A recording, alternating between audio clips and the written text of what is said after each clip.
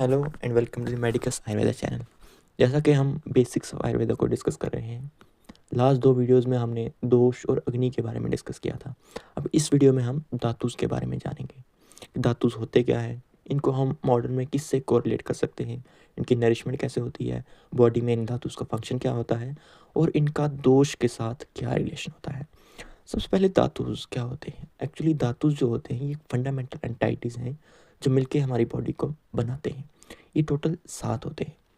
सबसे पहले आ गया रस धातु, रक्त धातु, मांस धातु, मेद धातु, अस्थि धातु, मज्जा धातु एंड शुक्र धातु। ये 7 धातु होते हैं। अगर हम वन बाय वन इनको मॉडर्न से कोरिलेट करें तो रस धातु को हम प्लाज्मा या बॉडी फ्लूइड से कोरिलेट कर सकते हैं।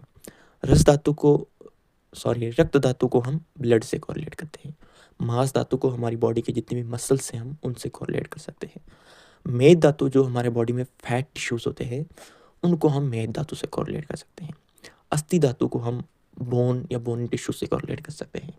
मज्जा धातु को हम बोन मैरो से कोरिलेट कर सकते हैं जो बोन्स के अंदर प्रेजेंट होता है।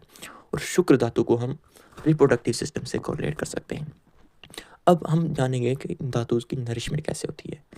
तो ये आयुर्वेद के अकॉर्डिंग डिफरेंट न्याय या थ्योरीज दी गई हैं जिसमें बताया गया है कि इनकी नरिशमेंट कैसे होती है। और बेसिक जो है कि नरिशमेंट जो होती है सबसे पहले रस धातु की, वो जो हम खाना खाते हैं, जो आहार हम लेते हैं, उसकी डाइजेशन के बाद जो फाइनल आहार रस बनता है उससे रस धातु की नरिशमेंट होती है। फिर रस से रक्त धातु की, रक्त से मांस की, मांस से मेद की, इस तरह से सारे धातु की नरिशमेंट होती है। अब इनका जब फंक्शन की बात करें तो इन हर एक धातु का एक स्पेसिफिक फंक्शन बताया गया है। जैसा कि रस धातु है, इसका फंक्शन है प्रीणान। प्रीणान का मतलब होता है नरिशमेंट करना। तो रस धातु हमारी बॉडी में नरिशमेंट का काम करती है। नेक्स्ट आ गया रक्त धातु। रक्त धातु का जो आयुर्वेदिक में फंक्शन बताया गया है वो है जीवन। जीवन का मतलब होता है एंड लिविंग, हम बोल सकते हैं इसको मॉडर्न में। थर्ड आता है मांस धातु। मांस धातु का जो फंक्शन है वो है लेपन। लेपन का मतलब होता है कि जो बोन्स है, हमारा जो सिस्टम है, जितनी भी बोन्स हैं उनको सपोर्ट्स प्रोवाइड करना, ये मांस धातु का काम है। उसके बाद मेद धातु। मेद धातु का काम है स्नेहन। स्नेहन का मतलब होता है लुब्रिकेशन प्रोवाइड करना या ऑयलिंग प्रोवाइड करना, जो कि फैटी टिश्यूज प्रोवाइड करते हैं। एक हिसाब से हमारी बॉडी में कुशन का काम करते हैं। उसके बाद आता है अस्थि धातु। तो अस्थि धातु का काम होता है धारण, यानी स्टेबलाइज करना या होल्ड करके रखना। अस्थि के बाद आता है मज्जा धातु। मज्जा धातु का फंक्शन होता है पूरण, मीन्स जो बोन्स को फिल करता है, मतलब बोन्स के अंदर प्रेजेंट होता है, उसको बोलते हैं हम मज्जा धातु। लास्ट में आता है शुक्र धातु। शुक्र धातु का फंक्शन होता है गर्भ उत्पादन, मतलब रिप्रोडक्शन का काम करता है। ये आगे धातुओं के फंक्शन। अब हम बात करेंगे कि इन धातुओं को हम दोष से कैसे कोरिलेट, या इनका दोष के साथ क्या रिलेशन है। तो सबसे पहले दोष हमने पढ़ा था कि 3 होते हैं, वात, पित्त, कफ।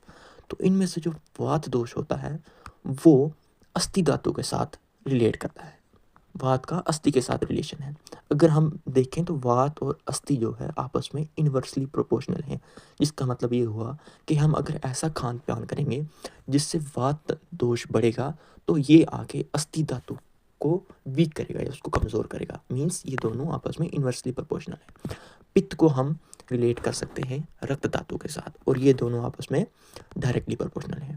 और कफ को हम बाकी जो 5 धातु बच गए हैं उनके साथ हम रिलेट कर सकते हैं, और ये कफ का रस, मांस, मेद, मज्जा, शुक्र के साथ डायरेक्टली प्रोपोर्शनल रिलेशन है। ये था धातु।